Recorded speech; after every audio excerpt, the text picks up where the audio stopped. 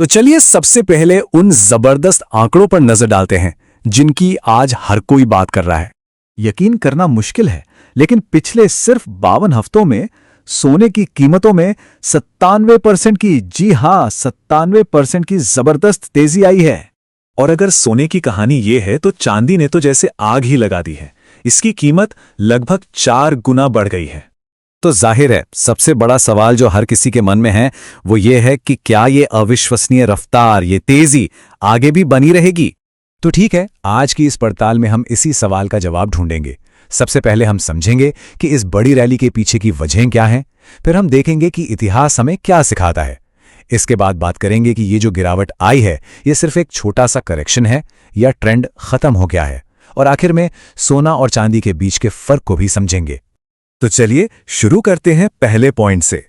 आखिर इस जबरदस्त तेजी के पीछे कौन सी ताकतें काम कर रही हैं? देखिए, ये किसी एक वजह से नहीं हो रहा। ये कई चीजों का एक परफेक्ट स्टॉर्म है, एक संगम है। एक तरफ तो दुनिया में जो जियोपॉलिटिकल टेंशन चल रही हैं, जो अनिश्चितता का माहौल है, उसकी वजह से लोग सोने को एक सेफ हेवन, एक सुरक्षित ठिकाने की तरह देख रहे हैं। दूसरी तरफ दुनिया भर के सेंट्रल बैंक्स, खासतौर पर चीन, लगातार सोना खरीद रहे हैं। और चांदी की कहानी तो और भी अलग है। उसकी इंडस्ट्रियल डिमांड, मतलब सोलर पैनल्स और इलेक्ट्रिक गाड़ियों में इसका इस्तेमाल इतना बढ़ गया है कि बाजार में उसकी कमी होने की आशंका है। अब एक बहुत ही दिलचस्प बात, ये जो कुछ भी हो रहा है ये हमें भले ही नया लगे, लेकिन इतिहास में ऐसे पैटर्न पहले भी देखे गए हैं। तो चलिए जरा पीछे मुड़कर देखते हैं कि इतिहास की किताबें हमें आज के बारे में क्या बताती हैं। और इस विश्लेषण के लिए एक बहुत ही कमाल का टूल है गोल्ड सिल्वर रेशियो। अब ये है क्या?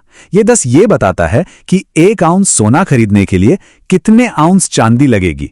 इससे हमें ये सिग्नल मिलता है कि कौन सी धातु दूसरी के मुकाबले सस्ती या महंगी हो रही है।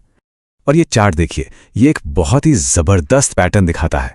जब जब ये रेशियो बहुत ऊपर गया है, जैसे 1991 में 100 तक, 2008 में 90 तक और 2020 में तो 125 के रिकॉर्ड लेवल तक, उसके ठीक बाद एक ऐसा दौर आया है जब चांदी ने सोने को जबरदस्त तरीके से आउट परफॉर्म किया है। मतलब चांदी की कीमत सोने से कहीं ज्यादा तेजी से बढ़ी है। हर बार ये रेशियो अपने पीक से नीचे आया और हर बार इसका मतलब था चांदी की बड़ी जीत। अब अगर हम सिर्फ सोने की बात करें तो यहां भी इतिहास एक पैटर्न दोहराता है। 1980 हो या 2011, जब भी सोने में ऐसा ही पैराबोलिक उछाल आया है, मतलब कीमतें सीधी ऊपर गई हैं, तो उसके बाद एक लंबा करेक्शन या कंसोलिडेशन का दौर जरूर आया है। मतलब कई सालों तक कीमतें या तो गिरी हैं या एक दायरे में फंसी रही हैं। और यहीं से पैदा होता है आज का सबसे बड़ा सवाल कि ये जो हाल में कीमतों में गिरावट आई है, ये आखिर है क्या? क्या ये लंबी तेजी के बीच में एक छोटा सा ब्रेक है, एक हेल्दी करेक्शन है, या फिर क्या ये पूरी रैली का अंत है?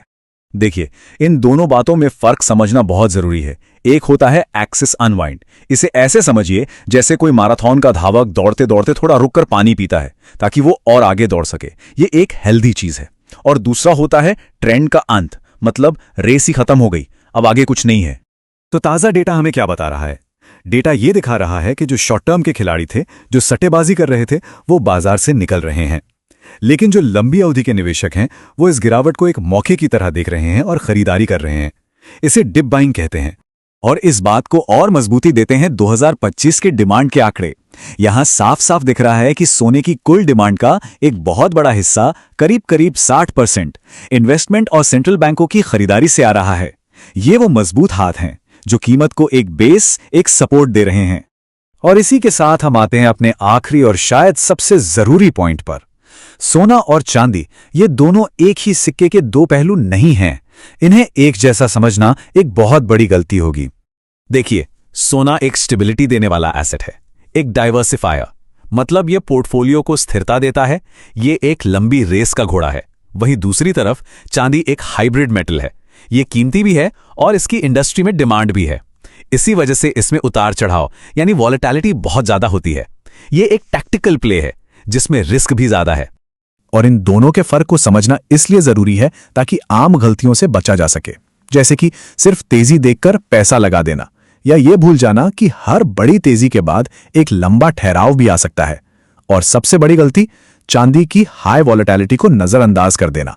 तो कुल मिला के कहानी यह है कि डेटा के हिसाब से ये साइकिल अभी खत्म नहीं हुआ है। हाँ, ये एक नए फेज में जरूर जा रहा है। अब सवाल ये उठता है कि इन दोनों अलग अलग किरदारों वाली धातुओं को अपनी अपनी रणनीति में कैसे जगह दी जाए। ये फैसला अब हर निवेशक को खुद करना होगा।